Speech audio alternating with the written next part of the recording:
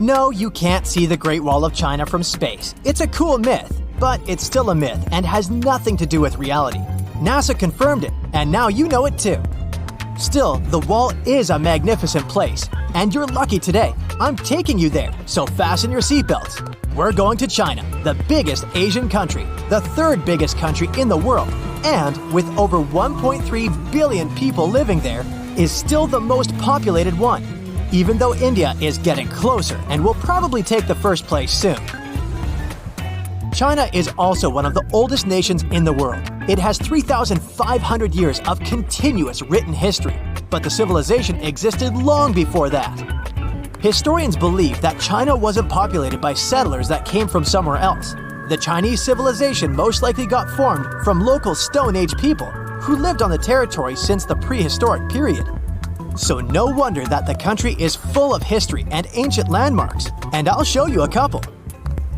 We are at the Great Wall. It's over 13,000 miles long, almost 5 times the distance between New York and Los Angeles, or a bit longer than the distance between North and South Poles.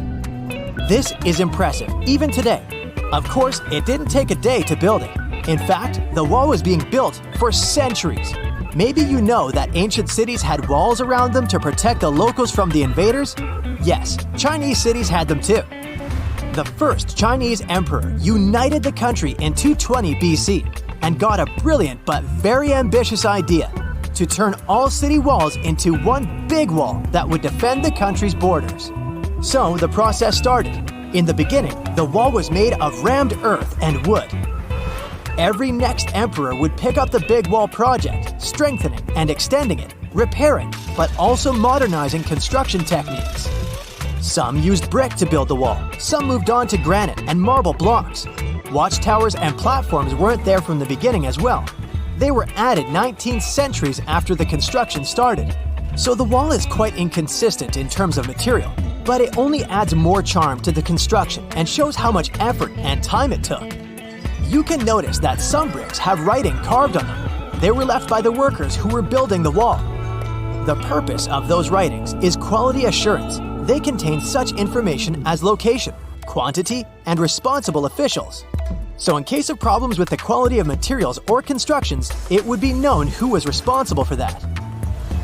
Also, mind that the wall is poisonous. To prevent erosion of the wall by insects, arsenic, a poisonous chemical element, was used in construction. So better not lick it in case you had this weird urge. The construction stopped at the end of the 19th century because the wall lost its strategic and military importance in the world due to technological advances. Walls are way less efficient than they used to be, coming close to zero efficiency. So the construction lasted over 2,000 years, still making it the longest construction project in the world. Unfortunately, today the Great Wall isn't in the best shape. It's estimated that only 8% of the wall is in good condition, and the rest is considerably damaged. Also, around 1/3 of the wall has disappeared without a trace due to both natural erosion and human damage. Also, many bricks were taken away from it in the last century to use in building farms and homes. The wall is being deconstructed stone by stone even today, but this time by tourists. Quite a few of them take a stone as a souvenir. That's a total of a lot of stones, considering that over 50 million tourists visit the Great Wall every year. So we're not taking a souvenir from our today's trip, just preserving the memories. Let's now pay a visit to the Forbidden City. It's an imperial palace that took 16 years to build and was completed 600 years ago. To this day, it's the largest palace in the world. It has 980 buildings and over 8,000 rooms. Why forbidden? Well, centuries ago, ordinary people like you and me couldn't just walk the streets of that town, since it was considered a divine place and was home to the emperor. No one could enter or leave the city without the emperor's permission. Today, the Chinese more often refer to it as former palace, but of course in Chinese. I just can't pronounce that. The designs there aren't random at all. The details reflect the traditional Chinese architecture, and even the colors are chosen with the help of feng shui. The roofs of the city are yellow, which represents the supreme power of the emperor. Most walls and pillars of the city are red, representing fire, earth, and strong support. The floors there are made of so-called gold brick. These are not actual gold, but surprisingly, they are just as valuable. It's very hard to make them, and especially to copy the ancient technique. 2 original tiles from the Forbidden City were sold for 800,000 yuan. It's 115,000 US dollars. You can also see animal statues on roofs. Just like colors, animals have meaning in Chinese culture. Dragons, phoenixes, and lions are the most powerful ones. Dragons symbolize strength and good luck and are crucial for the culture. They appear everywhere, in idioms, legends, astrology, art, and so on. In ancient China, emperors were considered sons of dragons. So it seems like the Targaryens aren't the only ones after all. And ordinary people weren't even allowed to have items with dragons. As for a phoenix, in Chinese mythology, their rare appearance during the ascent to the throne of a new emperor is a good sign of harmony. In feng shui, it's also a symbol of luck, and when used correctly, it's believed to bring positive energy to the house. Lions signify strength and power. They always come in pairs, a male and a female, and they're the guards. The number of animal statues on the roof signifies the importance of the building. The city is made of wood, and without any nails used, they are considered violent, so they aren't welcome.